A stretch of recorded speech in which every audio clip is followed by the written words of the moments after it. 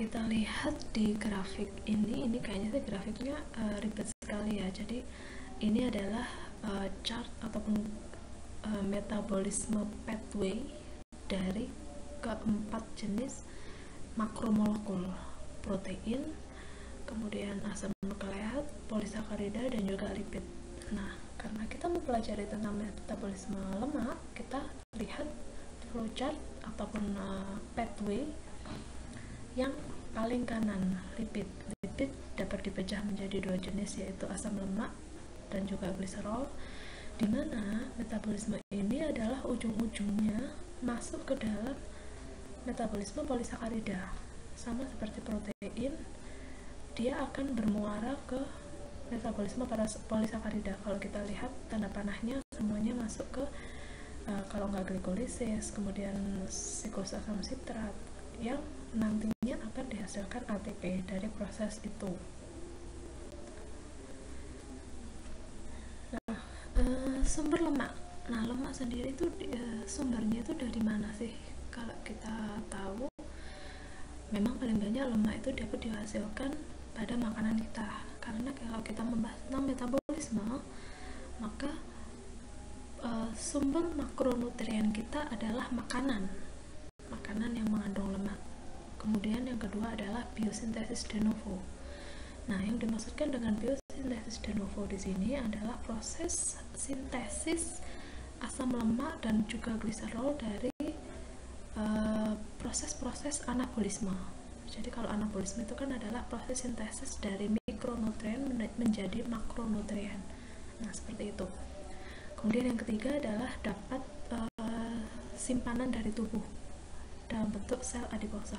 Jadi lemak memang dapat disimpan di dalam tubuh yang gunanya sebagai untuk proses cadangan makanan. Nah, di sini kita menemui satu permasalahan utama, yaitu lemak. Kita tahu sifatnya dia tidak dapat larut dalam air, tetapi kita tahu sendiri di dalam tubuh kita, lemak itu tubuh kita itu termasuk isinya itu adalah air. Maka gimana cara metabolismenya? Maka di sini dia dapat diemulsi oleh garam empedu. Jadi lemak itu dapat diemulsi oleh garam empedu. Kemudian di mana garam empedu sendiri dia dapat disintesis oleh liver atau hati, yang ada di hati, dan disimpan di dalam empedu. Sifatnya adalah mudah dicerna dan juga diserap. Sedangkan untuk transportasi sendiri atau untuk mobilisasi lemak yang ada di dalam tubuh, dia dapat berikatan secara konjugasi ataupun berikatan dengan suatu makronutrien lain. Dalam hal ini adalah protein, membentuk protein konjugasi ataupun protein kompleks yang disebut sebagai lipoprotein. Nah, kalau kita lihat pada gambar di sini ada bilsalt. Bilsalt ini yang warnanya biru atau garam-garam empedu. Nah, garam empedu di sini dia memiliki dua sisi, yaitu sisi yang hidrofilik dan juga hidrofobik. Di mana sisi yang hidrofobik dia dapat berikatan dengan asam lemak membentuk misel. Misel itu adalah lingkaran di mana lemak ada di tengah. Ini garis-garis putih. Kemudian yang dikelilingi oleh garam empedu, bilsalt. Nah, apabila lemak sudah membentuk misel dengan garam empedu, dia dapat beredar di dalam tubuh, dapat mobilisasi. Sedangkan untuk proses pemecahan lemak sendiri, dia dapat dipecah dengan bantuan enzim lipase yang ada di dalam pankreas. Nah, sedangkan ini adalah gambar dari struktur triacylglycerol atau TG. Untuk metabolismenya sendiri, dalam perolehan energi, metabolisme lemak dalam memperoleh energi ataupun ATP itu jauh lebih besar perolehan energinya daripada dihasilkan pada saat metabolisme karbohidrat maupun protein. Kita dapat lihat di sini angkanya. Untuk perolehan energi dari proses reaksi oksidasi yang dilakukan oleh asam lemak, jika terjadi secara sempurna, maka energi yang dihasilkan adalah sebesar 9 kilokalori atau setara dengan 38 kilojoule. Berbeda dengan perolehan energi dari hasil metabolisme karbohidrat dan protein yang nilainya hanya 4 kilokalori yang setara dengan 17 kilojoule. Nah, sedangkan untuk proses pemakaian asam lemak sebagai bahan bakar dalam metabolisme asam lemak sendiri, dia mengalami 3 tahap proses, yaitu yang pertama adalah mobilisasi triacylglycerol atau perpindahan TG dari sel-sel adiposa menuju sel otot. Kemudian yang kedua di sini adalah proses aktivasi dan transportasi asam lemak. Yang ketiga adalah pemecahan asam lemak menjadi asetil-CoA yang masuk ke dalam reaksi beta oksidasi. Sekarang kita bahas satu-satu. Yang pertama adalah proses mobilisasi asam lemak, di mana proses mobilisasi asam lemak di sini dimulai atau diawali dari proses hidrolisis triacylglycerol menjadi asam lemak dan gliserol yang terjadi di dalam sel lemak atau adiposa. Kalau kita lihat pada gambar yang ada di kanan paling atas, di sini ada tulisan adipocyte atau sel-sel lemak. Pada gambar ini gambar biru, kemudian terdapat 3 ekor. Di sini adalah struktur dari TG, struktur gambarannya. Dengan bantuan triacylglycerol lipase atau enzim lipase, maka TG ini dapat dipecah menjadi fatty acid atau asam lemak dan juga gliserol. Di mana fatty acid ini yang mengalami proses mobilisasi atau perpindahan dari adipocyte menuju pembuluh darah, ini yang warnanya merah, kemudian menuju ke myocyte atau sel-sel otot, di mana asam lemak yang sampai ke myocyte ini akan mengalami beberapa reaksi yang terjadi, reaksi metabolisme. Yang pertama adalah beta oksidasi, yang kedua adalah siklus asam sitrat atau citric acid cycle, yang ketiga adalah reaksi rantai respiratori, di mana ketiga reaksi metabolisme ini produk utama yang dihasilkan adalah ATP atau energi, dengan produk samping adalah CO2 atau karbon dioksida. Nah, ini adalah struktur dari triacylglycerol yang mengalami proses hidrolisis atau proses pemecahan TG menjadi asam lemak dan gliserol dengan bantuan enzim lipase. Sedangkan gliserol yang telah dipecah dari TG tadi mengalami metabolisme sendiri. Jadi metabolismenya berbeda dengan metabolisme asam lemak. Metabolisme gliserol sendiri di sini dia akan dirubah menjadi piruvat atau glukosa yang ada di dalam hati. Jadi dia akan masuk ke dalam proses metabolisme karbohidrat, yaitu di tahap glikolisis. Kalau kita lihat dalam reaksi yang ada di bawah, dia mengalami fosforilasi dan juga oksidasi menjadi dihidroksiaseton fosfat dan juga mengalami isomerasi menjadi gliseraldehid 3-fosfat. Nah, gliseraldehid 3-fosfat ini yang akan menuju ke siklus glikolisis di metabolisme karbohidrat.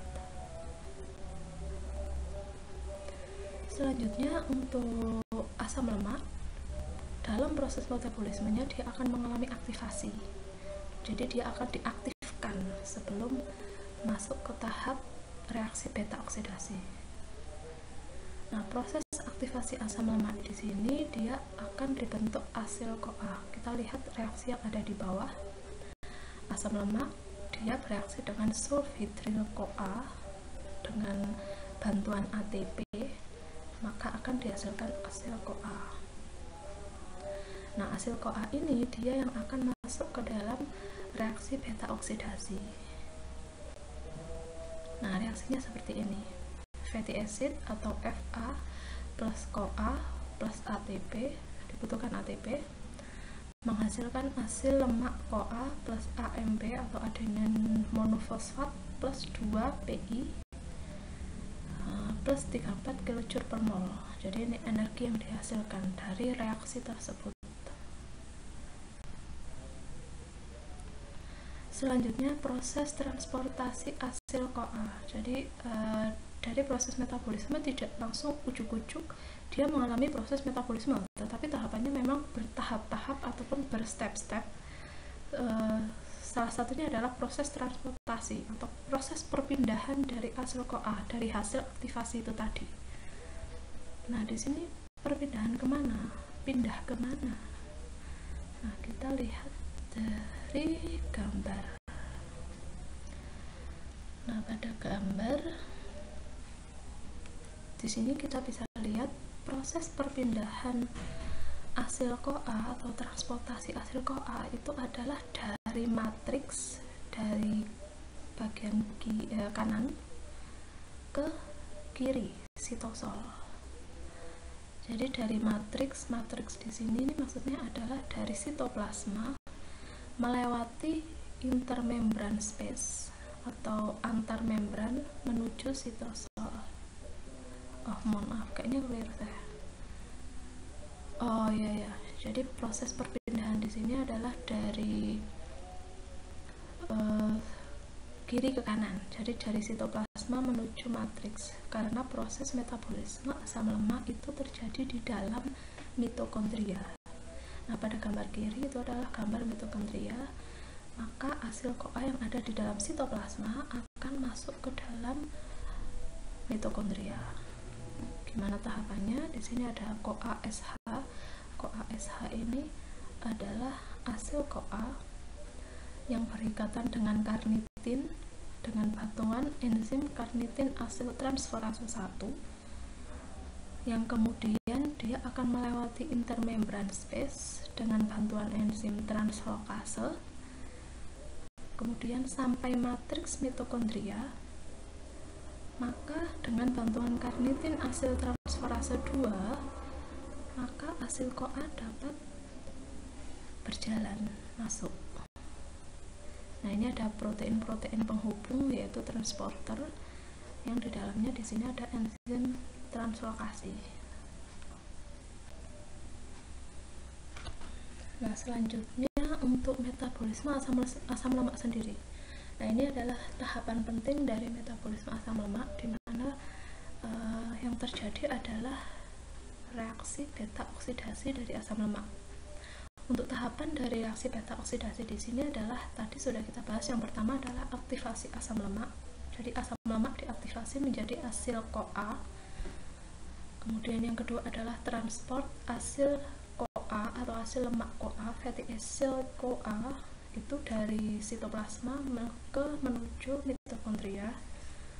Yang ketiga adalah dari dalam mitokondria mengalami reaksi-reaksi berikut. Ada oksidasi, hidrasi, oksidasi lagi, kemudian pemutusan ikatan CC atau reaksi diolisis. Nah, semua tahap di sini dinamakan dari reaksi beta oksidasi. Nah, ini kenapa kok dinamakan dengan reaksi beta oksidasi? Karena yang pertama, reaksinya terjadi secara oksidasi, bukan secara reduksi atau bukan secara reaksi yang lainnya, tetapi secara oksidasi. Kemudian beta diambil dari mana? Beta di sini adalah dari posisi C nomor 2. Kalau kita lihat gambar yang paling bawah, terjadi pembuangan 2 atom karbon dari ujung karboksil. Jadi ke ujung karboksil ini adalah yang paling kanan, COOH. Ini adalah ujung karboksil. Kemudian atom nomor 2 itu ada di mana?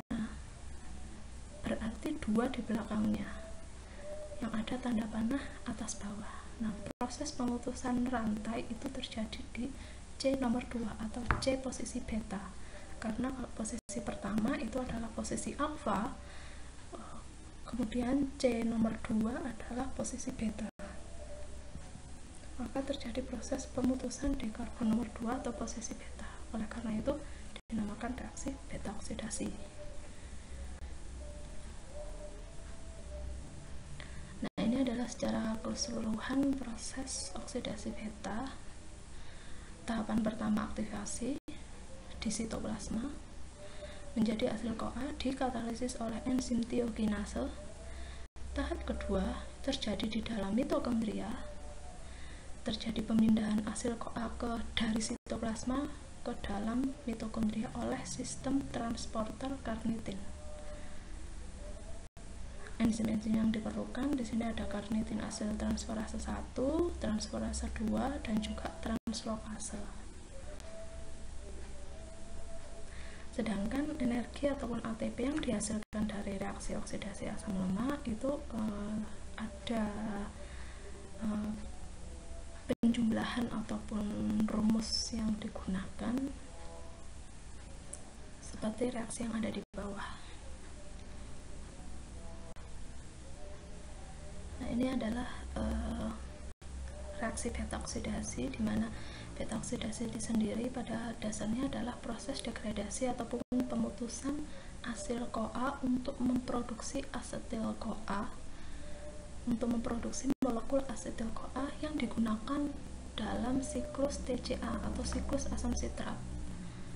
Nah, kita lihat pada gambar yang paling atas, di sini terdapat 16 rantai C. Kemudian pada siklus pertama dia dipotong setiap 2 karbon, dipotong sampai dia menghasilkan satu untai asetil CoA. Nah, selanjutnya ini ada badan-badan keton atau keton badis, di mana keton badis di sini terdiri atas 3 senyawa. Yang pertama adalah asetoasetat, yang kedua adalah D3-hidroksibutirat, dan yang ketiga adalah aseton, di mana ketiganya ini tempat pembentukannya ada di liver atau di hati. Senyawa ini berdifusi dari mitokondria liver menuju darah, kemudian ditransport ke jaringan perifer atau jaringan sel. Nah, gunanya badan keton ini apa? Di mana badan-badan keton ini fungsinya adalah sebagai cadangan, terutama cadangan glukosa pada selama puasa jangka lama. Jadi untuk konsumsi glukosa dari otot jantung, kemudian untuk otak juga selama berpuasa menggunakan asetoasetat. Pembentukan badan keton, nah ini selama puasa pada penderita diabetes. Asetil CoA diubah menjadi asetoasetat dan D3-hidroksibutirat. Nah, ini untuk reaksi pembentukan badan keton. Untuk reaksi pembentukannya di sini kita lihat paling kiri di sini ada 2 molekul asetil CoA yang warnanya ungu dan biru. 2 asetil CoA kemudian menjadi asetoasetil CoA. Selanjutnya dia direaksikan lagi dengan asetil CoA yang warna hijau yang ada di atas. Kemudian dapat dihasilkan 3-hidroksi-3-metil-glutaryl CoA. Nah, ini terdapat 3 asetil CoA. Baru setelah itu direaksikan lagi akan membentuk asetoasetat. Nah, asetoasetat ini sudah termasuk badan keton. Nah, jika dia dibantu reaksinya dengan NADH, maka akan membentuk D3-hidroksibutirat atau dia akan membentuk aseton. Nah, asetoasetat, 3-hidroksibutirat, dan juga aseton ini termasuk badan-badan keton. Nah, ini